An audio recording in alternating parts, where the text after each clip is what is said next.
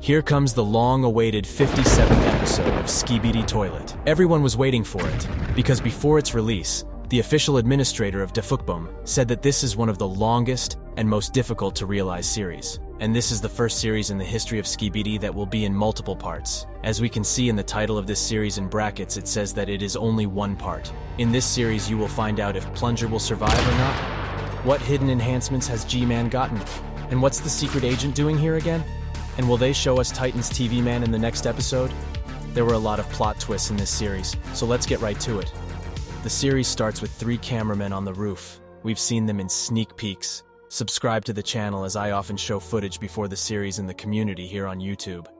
And what is remarkable, I guessed, from this one shot, that in this episode there will be a fight between 2 Titans even before the episode was released. Here we see a sad cameraman, a new character in a red shirt, and the third, the bravest one who dares to watch this epic fight. In the second scene, we see the improved Titan spokesman killing agents in packs, one poor guy even getting run over with his foot.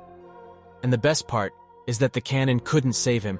As we know in episode 55, the Skibidi were able to break the only cannon that could fix the Titan's speakerman and bring him back to the ranks of the agents.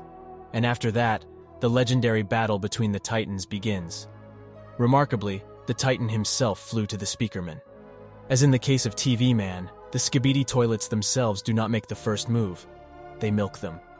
Before the battle, he thumbs his finger and says, "Wait," and we watch him transform into battle mode. His core locks down so the enemy can't break it. The shoulder cameras are released and the cannons are raised instead. Along the way, his normal mode is more meant for mass murder. However, for a one-on-one battle with a Titan, the cannons are more important than the other cameras for looking around. And also, since he closed the core, it means that although he has a great strength, at the same time this same core is his weak point, and he's willing to sacrifice such a powerful weapon for greater security. You may not have noticed it here, but you can see Defukbum on the roof. We've seen him a lot in previous episodes, but this time there is one very interesting detail. To the left of him, we can see that something or someone is shining green. If we pay attention to the same place, but only at the beginning of the series, there is no green light, not the Defukbum itself. I have a couple thoughts and theories about this. We'll talk about it at the end of this analysis. Be sure to watch until the end. The first attack is launched by the Titan's Spikerman. Notice the cameraman decides to protect himself with a shield. But a couple frames earlier, that shield wasn't there. He either got that shield from the back, or he has nanotechnology like the last Iron Man suit. Anyway, this shield was able to deflect the damage from the cannons quite effectively. However, Speakerman decides to start firing in flight, and here cameraman Titan uses the magnet cannon for the second time in his history. This time we see his power in full force, as he was able to magnetize a huge Titan. Perhaps few people paid attention to this, but the magnet attracted the Titan's leg. Perhaps the rest of the body is made of a different material that is not magnetic. Here we see in action the Speakerman's ability to repel with a strong charge with his speakers. However, as we see, this doesn't help much, and the Titan cameraman was stronger than the Titan speakerman, and would have been able to finish him off by now, if it wasn't for the new and improved G-Man. Yes, as usual, Skibidis shoot in the back. As we can see, G-Man already has Ash 6 lasers, as we know Titan's TV man in the 47th episode, with his screen damaged the toilet's eyes, and he can no longer shoot with them. However, Skibidi scientists decided to add 4 more lasers, and thus he became much stronger. You can also see the huge headphones in his head. The fact that he will fight together with Speakerman Titan was pre-planned, so Skibidi scientists decided to also create him huge headphones, so that Speakerman Titan's speakers wouldn't affect him. Because of this strong impact, Cameraman Titan had to throw himself at G-Man. This is where the saddest yet heroic moment in the history of the Skibidi series begins. Our hero Plunger, as a true friend and warrior, decided to thwart Spikerman Titan.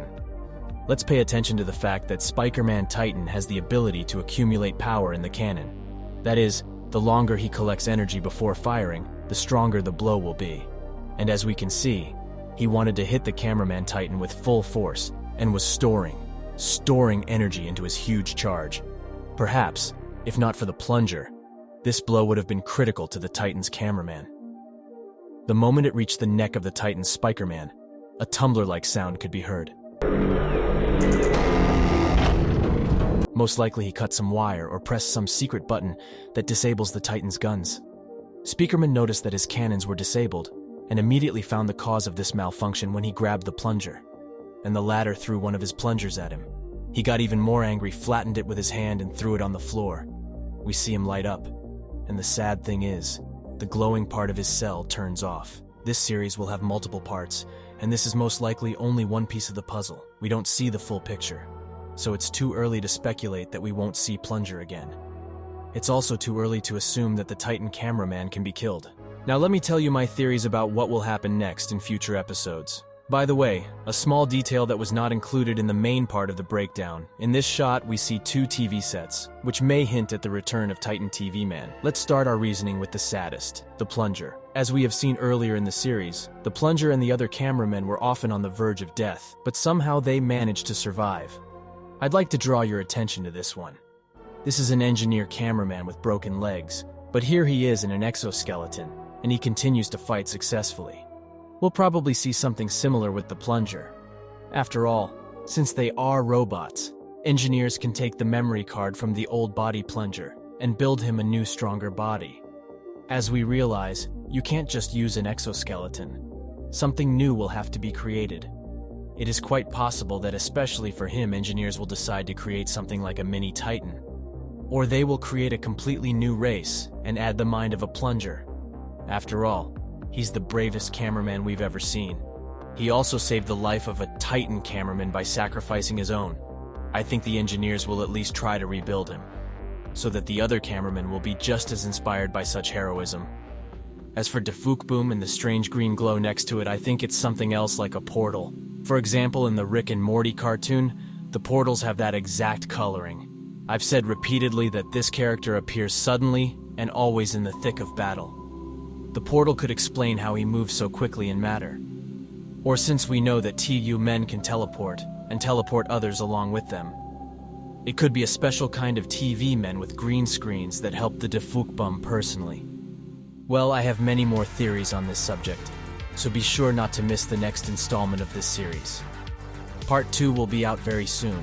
It'll be interesting to see how these events unfold. I'm preparing a video for you about Plunger. It will be like a story, and the story of his life.